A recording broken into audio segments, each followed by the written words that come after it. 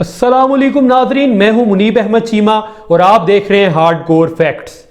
Women rights کی آواز اور خواتین سے زیادتی کے خلاف استعارہ بننے والی مختارہ مائی کی ہوش ربا کہانی کے چھپے حقائق کیا ہیں؟ نظام انصاف کا امتحان بننے والا کیس جس نے مظفر گڑھ کی بستی میر والا کی مختارہ بی بی کو دنیا بھر میں as a symbol of bravery introduce کروایا۔ مزاحمت کی علامت مختارہ مائی کے ساتھ ہونے والی زیادتی کے اصل حقائق کیا ہیں؟ فیڈرل شریعت کورٹ اور chief justice of supreme court کے از خود نوٹس کے باوجود ملزمان کو سزا کیوں نہ ہو سکی؟ ٹرائل کورٹ، ہائی کورٹ اور سپریم کورٹ سے ملزم رہا کیوں ہوتے گئے؟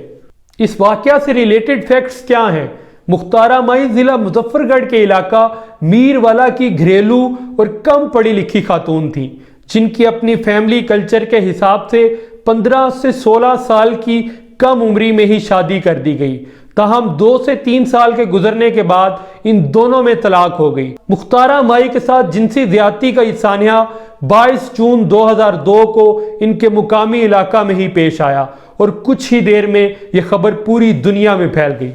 ابتدائی اطلاعات کے مطابق مختارہ مائی کے بھائی عبدالشکور، جو تقریباً 12 سے 13 سال کا تھا، اس پر مستوئی قبیلے کے لڑکی کے ساتھ ناجائز تعلقات کا الزام لگایا گیا۔ مستوئی قبیلہ اس علاقے کا بااثر اور طاقتور قبیلہ تھا۔ اس الزام کی بنا پر پنچایت میں فیصلہ کیا گیا کہ بدلہ لینے کی غرض سے مختارہ مائی کو مستوئی قبیلہ کو دے دیا جائے اور وہ جو چاہیں اس کے ساتھ کریں۔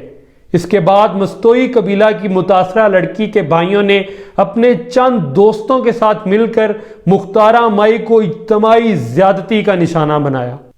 Governor Punjab lieutenant general retired Khalid Maqbool نے اس واقعہ کا نوٹس لیا اور مرکزی ملزم عبدالخالق کو 14 ساتھیوں سمیت گرفتار کر لیا گیا۔ جب یہ معاملہ انویسٹیگیشن کی طرف بڑھا تو نئے انکشافات سامنے آئے۔ یہ کیس ڈی جی خان کی انسداد دہشت گردی کورٹ میں چلا اور ٹرائل کورٹ نے 31 اگست 2002 کو اس کیس کا فیصلہ سناتے ہوئے 8 ملزمان کو تمام الزامات سے بری قرار دیتے ہوئے رہا کر دیا اور دیگر 6 ملزمان، جن میں مرکزی ملزم عبدالخالق اور اس کا بھائی اللہ دیتا اور اس کے ساتھی غلام فرید، محمد فیاض، رمضان پیچار اور فیض حسین کو سزا سنا دی گئی۔ تاہم دونوں فریقین کی جانب سے یعنی مختارہ مائی اور ملزمان دونوں کی طرف سے ہی اس فیصلہ کو لاہور ہائی کورٹ میں چیلنج کیا گیا، لیکن گورنر خالد مقبول نے پھر انکوائری کا حکم دیا اور رہا ہونے والے ملزمان کو دوبارہ گرفتار کر دیا گیا۔ لاہور ہائی کورٹ کے ملتان بینچ میں شامل جسٹس ایم اے شاہد صدیقی اور جسٹس اعجاز چودھری نے ٹرائل کیس کے فیصلے کے خلاف اپیل کی سماعت کی۔ لاہور ہائی کورٹ کے ججز نے فیصلہ سناتے ہوئے ان 8 ملزمان کو بری قرار دینے کے ساتھ ساتھ سزائے موت کے 5 ملزمان کو بھی بری کر دیا، اور نہ صرف یہ بلکہ مرکزی ملزم عبدالخالق کی سزائے موت کو عمر قید کی سزا میں تبدیل کر دیا گیا، جس کے بعد عوام کی حیرت مزید بڑھ گئی کیونکہ عوام ان تمام ملزمان کو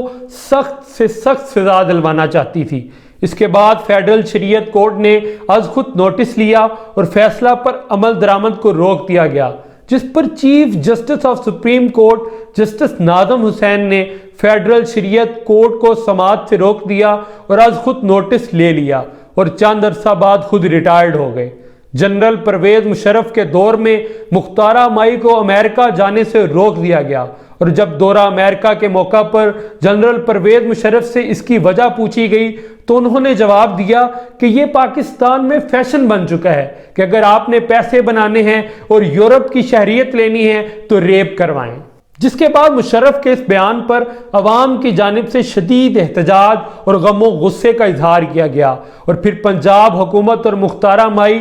دونوں کی جانب سے سپریم کورٹ میں اپیل دائر کی گئی۔ مختارہ مائی کے وکیل اعتزاز احسن تھے۔ بھرپور دلائل ہونے کے باوجود سپریم کورٹ کے 3 رکنی بینچ، جس میں جسٹس ثاقب نثار، جسٹس میاں شاکر اللہ جان اور جسٹس ناصر الملک شامل تھے، اس 3 رکنی بینچ نے لاہور ہائی کورٹ کا فیصلہ برقرار رکھا اور اپیل خارج کر دی۔ مختارہ مائی نے اس فیصلہ پر نظر ثانی کی درخواست بھی دائر کی جو سپریم کورٹ کی جانب سے دوبارہ خارج کر دی گئی۔ سوال یہ ہے کہ کیا عدالتی فیصلہ صحیح کیا گیا اور اتنے سینئر ججز کے باوجود اور معاملے کی مکمل انویسٹیگیشن کے باوجود ملزمان کو سزا کیوں نہ ہوئی؟ اس کیس کی سماعت کے دوران مختلف طرح کے موقف سامنے آئے۔ ایک موقف کے مطابق ثابت ہوا کہ پنچایت نے مختارہ مائی کی شادی مستوئی خاندان کے لڑکے کے ساتھ کروانے کا فیصلہ سنایا تھا، جس کو مرکزی ملزم عبدالخالق نے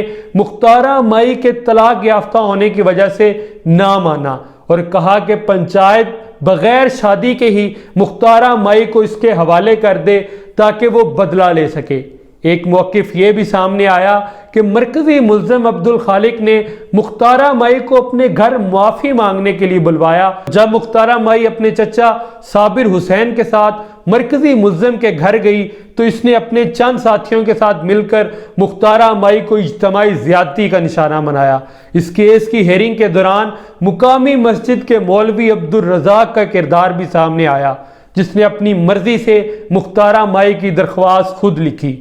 بہادری اور مزاحمت کی علامت مختارہ مائی نے اس سانحے کے بعد ہمت نہ ہاری اور اپنے پسماندہ علاقے میں شعور اجاگر کرنے کی ہر ممکن کوشش کی، جو آج بھی جاری ہے۔ مختارہ مائی کو جب اس سانحے کے بعد 5 لاکھ کا امدادی چیک دیا گیا تو انہوں نے یہ پیسے لینے سے انکار کر دیا اور کہا کہ ان پیسوں کے عوض ان کے علاقہ میں گرلز اسکول بنا دیا جائے۔ اس کے بعد کینیڈین ہائی کمیشن کی طرف سے ملنے والے 22 لاکھ روپے سے انہوں نے پولیس چوکی اور اپنے پسماندہ علاقے کی بچیوں کو ہنرمند بنانے کے لیے دستکاری سکول بنایا، جس کے بعد انہوں نے مختارہ مائی ویلفیئر آرگنائزیشن بھی بنائی اور بے سہارا خواتین کے لیے شیلٹر ہومز بھی بنائے۔ حالانکہ اگر وہ چاہتی تو ملنے والی امدادی رقم سے بآسانی اپنی ساری زندگی گزار سکتی تھی، لیکن انہوں نے یہ ساری رقم اور اپنا وقت عورتوں کے ساتھ ہونے والے مظالم کے خلاف لڑائی کو دیا اور عورتوں اور بچیوں کے ساتھ ہونے والے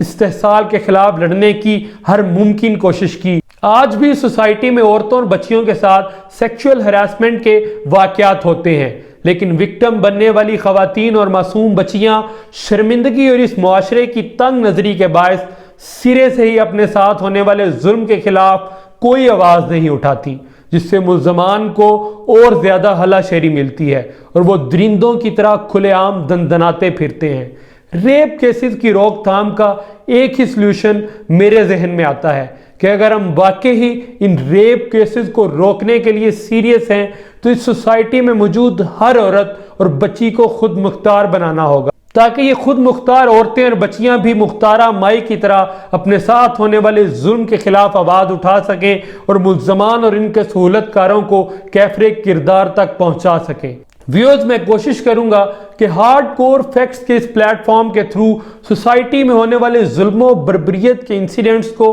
پورے فیکٹس کے ساتھ آپ کے سامنے لاتا رہوں، تاکہ کم از کم جو ہمارے کرنے کے کام ہیں ان کو ہم پوری ذمہ داری کے ساتھ کر سکیں۔